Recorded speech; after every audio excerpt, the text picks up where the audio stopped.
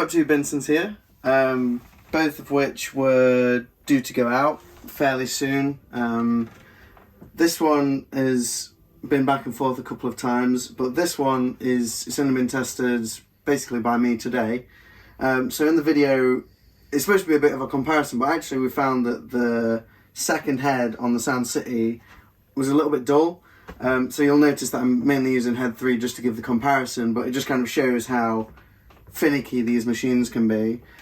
Joel pointed out to me that the most likely cause is that one of these heads is literally less than a millimetre out of place and just needs that tiny bit of adjustment, and that's why it is a little bit dull, just because it's not making full contact with the drum. But overall, it was an interesting video. You can definitely hear the valve preamp from the Echorec 2. You can hear at the end of the demo I actually crank it up a bit just because it sounds so good. Doesn't mean that the Sound City doesn't have, you know, that kind of charm to it.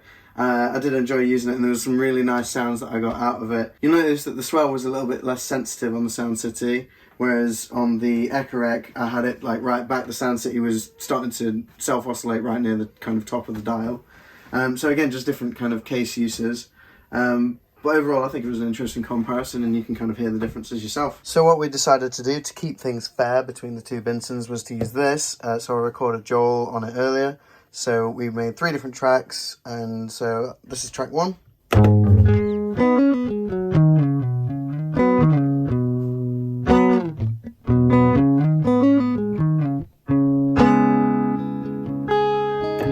So we've got that. Track 2.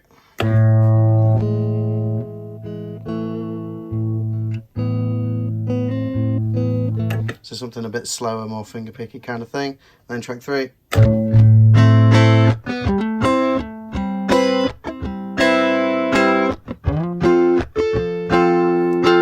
So there are 3 tracks that we wanted to kind of help differentiate between the 2 units.